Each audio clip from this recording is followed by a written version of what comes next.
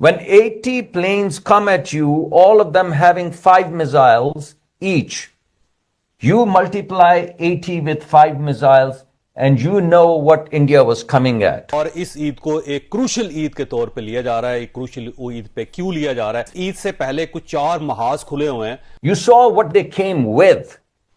And you saw the technologies that they deployed. खबरें बड़ी खौफनाक आ रही हैं और खबर यह है कि मोदी पाकिस्तान के ऊपर फिर हमला कर सकते हैं। भारत की तरफ से पाकिस्तान के ऊपर फिर हमला हो सकता है और ये खबरें जाहिर है कि ये इंटेलिजेंस बेस्ड इंफॉर्मेशन है। वर्ल्ड वॉर 2 के बाद कहा जा रहा है कि इस तरह की फाइट देखने को मिल रही है। 10 मई के बाद से लेकर ऑनवर्ड भारत ने कभी वो अमेरिका की सालसी की पेशकश को नहीं माना। अगर माना भी है तो वो कहते हैं जी इधर का जो कश्मीर है उस पर बात करेंगे और दहशतगर्दी पे और इस तरह बात करेंगे। और सिंतास जो मुअत्तली है मुआहदे की वो अभी तक जू की तू ही है। इकोनॉमिक टाइम्स जो दुनिया का दूसरा बड़ा अखबार है, उन्होंने एक खबर जारी की है कि जो पाकिस्तान का प्रीमियर एयरबेस है, सबसे अहम एयरबेस जिसे नूर खान एयरबेस कहते हैं, रावलपिंडी में इस्लामाबाद के बिल्कुल साथ, उस पर अमरीकी कब्जा है। तो ये जो इंटरेस्ट वाटर ट्रीटी वाला मुद्दा है जिस पे आज प्राइम मिनिस्टर की स्टेटमेंट थी कि ऐसे जगहों पर नए डैम बनाए जाएं, आई थिंक ये फ्यूचर में लॉन्ग टर्म में सबसे बड़ा मसला है। ताइवान उसने बोल दिया कि भाई आपके जो आर्म्स एंड एम्युनिशन है वो चाइना के आर्म्स एंड एम्युनिशन से बेटर हैं। आप एक काम कीजिए, कृपा कर हमें अपना जो एंटी ड्रोन सिस्टम है वो आप हमें दे दीजिए। कौन बोल रहा है? ताइवान बोल रहा है हमें। नमस्ते दोस्तों, जय हिंद।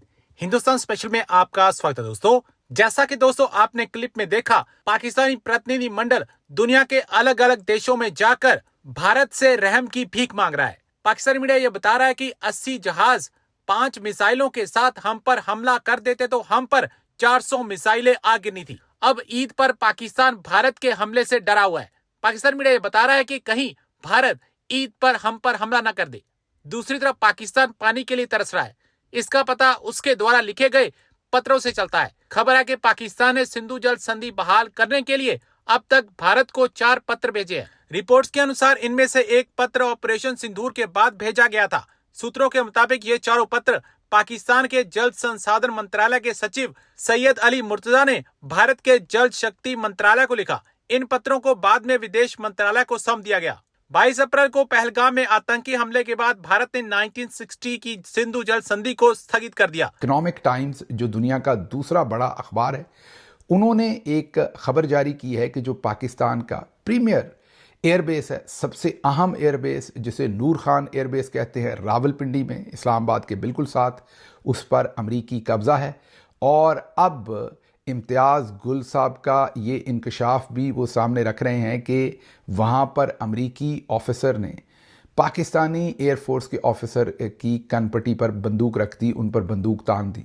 ये बहुत ही बमशल स्टोरी है। ताइवान उसने बोल दिया कि भाई आपके जो आर्म्स एंड एम्युनिशन है वो चाइना के आर्म्स एंड एम्युनिशन से बेटर हैं। आप एक काम कीजिए, कृपा कर हमें अपना जो एंटी ड्रोन सिस्टम है वो आप हमें दे दीजिए। कौन बोल रहा है? ताइवान बोल रहा है हमें। इसके साथ साथ मलेशिया, अल्जीरिया सब ने हमारे से एंटी ड्रोन फैसिलिटी मांगनी शुरू कर दी और हमारा जो डिफेंस सिस्टम है उसे मांगना शुरू कर दिया है। फ्रांस ने पिनाका मांग लिया हमारे से कि आपका जो पिनाका का मिसाइल सिस्टम है वो आप हमें दे दीजिए। यानी कि मुझे लगता है जैसे चल रहा है, फ्रांस जैसी कंपनी हमारे से सामान मांग रही है। इसका मतलब है हो सकता है कल को रशिया अमेरिका भी बोल दे कि भाई हमसे ना हो पाएगा, एक काम कीजिए, हमारी टेक्नोलॉजी ले लीजिए, अपनी टेक्नोलॉजी के साथ मिक्स करके आप अपने कंट्री में प्रोड्यूस करके हमें भी देते रहिए। उसका रीज़न है अभी रिसेंटली आया कि अगर आईफोन भारत में बनता है तो उसकी जो कॉस्ट है मैन्युफैक्चरिंग की वो $25-30 की है, लेकिन अगर वही मोबाइल अमेरिका में बनेगा तो $350 में बनेगा। यानी कि we are 90% cheaper than anybody else. तो कई लोग बोलते हैं अमेरिका में देखिए जी $1 ट्रिलियन का डिफेंस के ऊपर खर्चा हो रहा है। और भाई उनका 1 ट्रिलियन का मतलब है हमारा 100 बिलियन से कम, और हमारा बजट भी $70-80 का ही, 70-80 बिलियन डॉलर का है। यानी कि हमारा खर्चा और अमेरिका के 1 ट्रिलियन के बराबर है, because we are now the cheapest manufacturer in the world, cheaper than China also. बाकी भारत में तो आपको मालूम है कि हर चीज चीप मिल भी जाती है। अब देखिए सबसे ज्यादा चीप आदमी तो हमारे पास भी है, जो पाकिस्तान से अवार्ड लेता जा रहा है। उनकी मीडिया में हीरो बना हुआ है और इतना चीप है कि ये आसिम मुनीर के जूतों को टच करने को तैयार है, अपनी जीभ के साथ साफ करने को तैयार है। क्यों?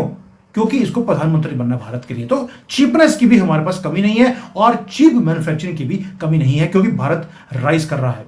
और मैंने आपको पहले बोला कि हमने भारत को अमेरिका और रशिया के चंगुल से बाहर निकाल लिया। वो क्यों बोल रहा हूं? क्योंकि भारत राइज कर रहा है आज दोस्तों, सिर्फ इसलिए नहीं कि हम पूजा पाठ करने वाले लोग हैं या हम प्रॉमिसेस देते हैं। No, we are doing it with power, real power, power to produce, to protect and to win.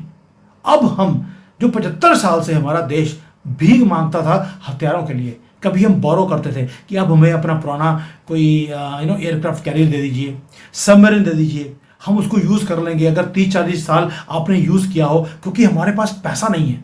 अब तो ये हालत है कि मैं कहता हूं, पहली बात तो हमारा कोई राफेल गिरा नहीं, अगर गिर भी गया, मैं कहता हूं गिर गया, की फर्क पैदा है भाई? हम पैसे फेंक कर दोबारा से और खरीद लेंगे। एक गिरा है 10 खरीद लेंगे। हमने कौन सा कभी किसी IMF में जाकर या वर्ल्ड बैंक में कोई भीख मांगनी है कि हमें भीख दे दो, हमने राफेल खरीदने हैं? नॉट एट ऑल, घंटा फर्क नहीं पड़ता हमें। और एक गिरे 2 गिरे, भाई युद्ध है, लड़ाई में आपका प्लेन गिरेगा भी और सामने वाले का भी गिरेगा। सामने वाले के प्लेन गिरे हैं, लेकिन इस बूट लीकर ने पाकिस्तान को नहीं पूछा कि आपके कितने प्लेन गिरे, हमारे से पूछ रहा है। गिर गए तो गिर गए, की फर्क पड़ गया? लेकिन यही बोल रहा हूं क्योंकि इनको फर्क पड़ता है, राहुल गांधी को, क्योंकि इनके टाइम पर तो भीख लेकर, लोन लेकर, कभी पुराने चीजें ले ली कि अगर हमारे जो एयरफोर्स के लोग हैं, नेवी के लोग हैं, मर जाएंगे तो क्या फर्क पड़ेगा, हाथ बांध के रखे हुए थे। लेकिन अब मोदी जी ने हाथ खोल दिए। ना हम भीख मांगेंगे, हिंदू कभी भीख मांगता ही नहीं है, ना बोरोड मनी पे हम काम करते हैं, हम क्रेडिट कार्ड पे जीने वाले लोग नहीं है दोस्तों। इसलिए बोल रहा हूं, मोदी जी ने भारत को रशिया, फ्रांस, अमेरिका सभी के चंगुल से बाहर निकाल दिया, क्योंकि ये वो कंट्रीज हैं जो हमें भीख में हथियार देती थी जब वो चाहते थे तब। अब हम पैसा फेंकते हैं और सामान खरीदते हैं, और हमारी जो सोल्जर्स हैं अब उनके पास लेटेस्ट वेपन्स आने शुरू हो गए हैं जो पहले कभी थे ही नहीं। और भाई एक बॉडी जो जैकेट होती है आपको बचाने के लिए, वो भी हम इंपोर्ट करते थे, जूते तक इंपोर्ट होते थे, और जूतों के अगर लेसेस टूट गए हैं तो वो भी बाहर से आते थे। लेकिन दोज डेज आर ओवर। अभी ये भारत है न्यू एरा। और ऑपरेशन सिंदूर में जो हमने मेक इन इंडिया में जो अपना डिफेंस एडिशन हमने दिखाया दुनिया को, लोगों को पता ही नहीं था कि हमारे पास क्या कुछ बन गया है। और अब ऑपरेशन सिंदूर की सक्सेस के बाद पूरी दुनिया से हमारे पास ऑर्डर्स आ रहे हैं। हमारा भी टारगेट है 1 लाख करोड़ से ज्यादा का एक्सपोर्ट हम इस साल करेंगे। 1 लाख करोड़, इतनी तो कैपेसिटी हमारी बनाने की नहीं है। इसलिए गवर्नमेंट ने बोल दिया प्राइवेट सेक्टर को, आपको हम इतने ज्यादा ऑर्डर दे देंगे सामान बनाने के लिए, for Indian army also, air forces के लिए भी,